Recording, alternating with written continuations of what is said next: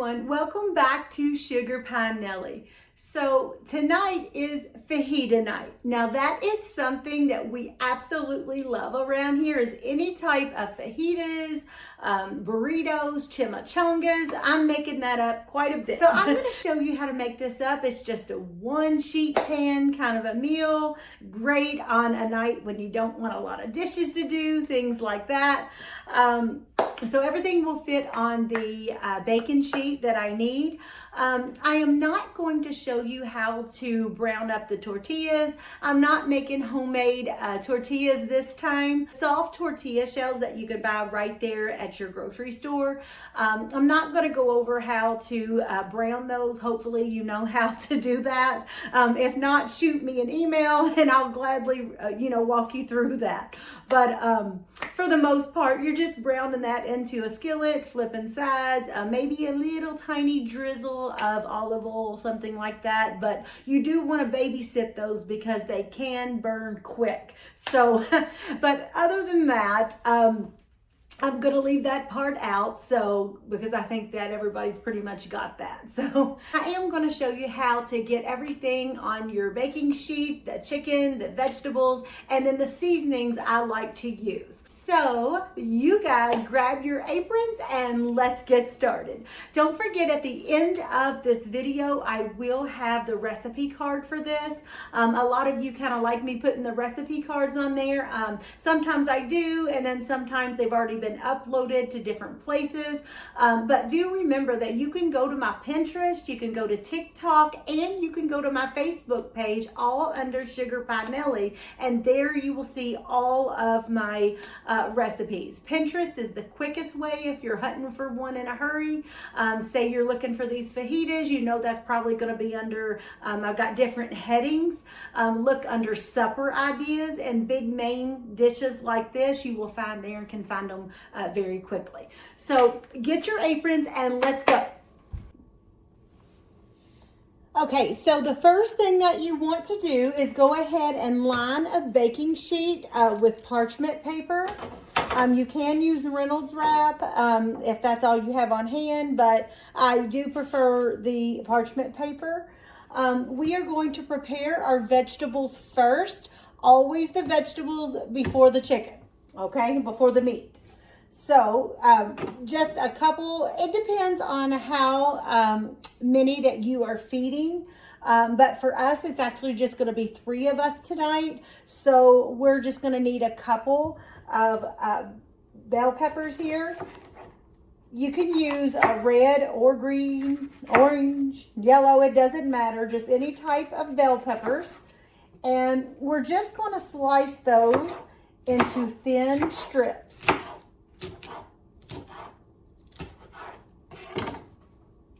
Like so.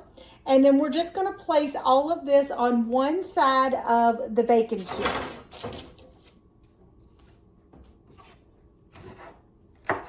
My son doesn't care for bell peppers or onions on his, he likes just the chicken tacos. And so if you put it separate like that, even for kiddos that may not care for some of the peppers and things like that, that way they can scoop up the chicken for their tacos, and then whoever wants the peppers and stuff can have that. But everything is seasoned the same, so you can mix it together later for yourselves, so that's no big deal here for us. Now, if you have a large family or you're fixing more than just, like we're doing 3 here tonight, if you are having a lot more than that, then you may need to have 2 sheets. I know a lot of people say, oh, it's just a 1-sheet meal, but if you have a large family, you need more than 1 sheet, okay? So keep that in mind.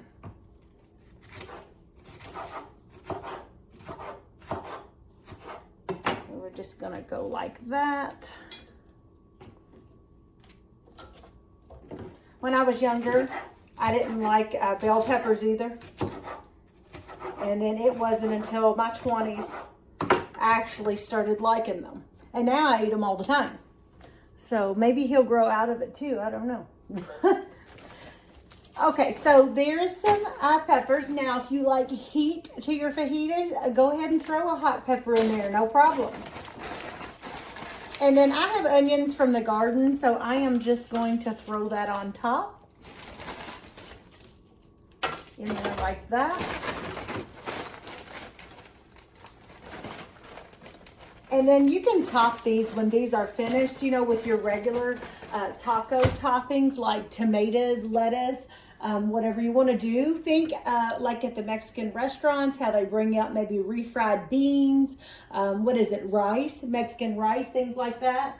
I got a whole shebang of these little cherry tomatoes from the garden this morning. So I am going to chop these up, and that pico de gallo, that's great for stuff like that too. So I think I'm just going to chop those up and let them do with it whatever they wish. Now we're going to go ahead and just chop up our chicken. I'm using boneless, skinless, boneless chicken breast, and just going to slice those into strips as well, and then lay those on the opposite side of the bacon sheet. All right, for these, I just have 4 chicken breasts. For the fajitas, I think like 2 fajitas per person. But I always make a couple extra for my husband. He always likes a couple extra, or may want to take a couple to work the next day. So, and then for your tortilla shells, I know the Mexican restaurants now, they'll give you those little bitty ones, but I actually get the medium size ones here. So 2 of them is perfectly enough for each of us. And then a couple extra if you want to take them to work or whatever. But you can use whatever size that you want to. It don't always have to be those little bitty ones for that, okay? Unless you just want to. And then I would double up on all those if you did that, because those are so tiny. So just little strips for this. The thinner the better. They will cook up nicely.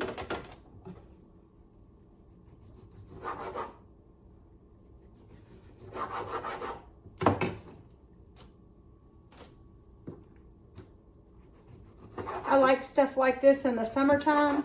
It has been burning hot here, you guys. And it is so nice. I mean, this is Kentucky. And it's been burning hot. But it is so nice to throw something like this in the oven or on the grill. You could do this on the grill too. We're going to do the oven tonight, but you can do the grill. But it's so nice to just cook this up on one sheet like this, and you don't have that many dishes.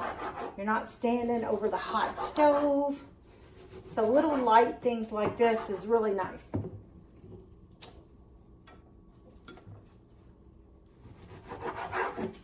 And then there we go. And then I don't know if you guys know, but I follow the, well, I used to do it all the time, following the old Weight Watchers recipes, not the new ones, but I follow the old one. And that's usually my go-to when I want to shed a few pounds. Anyways, for the past three and a half weeks, I've been doing that on the old classic points. I have all the books and everything like that. So that's my favorite one, is the old classic points. Anyways, I was going to tell you that 2 of these, if you are following those points, 2 of these fajitas on that is only 8 points. So it's kind of a cheap supper for your points. But this, and I like my Coke Zero to go with it. But anyways, 2 of those and a Coke Zero, that's my supper tonight. And I still got points left over for a little snack. But yeah, for the past 3 weeks, you guys, I have lost, it's right at 17 pounds. So heck yeah, it's working. If it ain't broke, why fix it, right? The old school way of doing it works. It kind of helps you walk the line, and then I like that because no matter where we go, if we go out to eat or whatever, it's very easy to calculate the points. And I don't know if you guys know this, but I'm going to share a secret with you. The Chat GPT that everybody loves on your phone, I know everybody is using it for every kind of thing out there, but I want to share a secret with you. I don't know if you know this, but if you're liking the old classic points or diets or anything like that, if I need to know the points on something that was classic points, I will put that in there and ask what the points would be on that. And do you know that thing will spit it right out what it is, and I will calculate it and it's exactly what it is. So that's very nice. If you go out to eat or anything, you can have the points just like that. So you're welcome. Anybody following the Weight Watchers, you're welcome.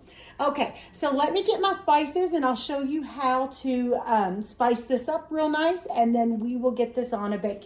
So to our sheet pan, we're gonna add, I'm using Redmond real salt, but about a teaspoon of salt, and I will sprinkle it all over the meat and the vegetables, okay? That's about a teaspoon. Half teaspoon of onion powder. Now I'm not measuring. You can totally use your measuring spoons if you want this exact. I just kind of throw it on there. About a 1/4 teaspoon of cumin.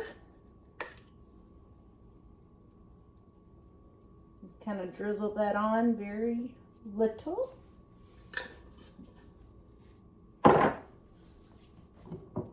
Now your chili powder, I will measure that because you do want about a tablespoon for the whole thing. Just don't be afraid, don't be stingy with this part. And put that on there like that.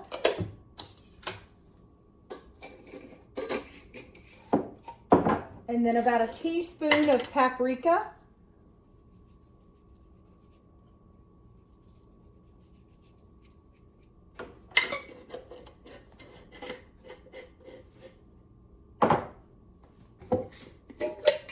And then a 1/2 teaspoon of garlic.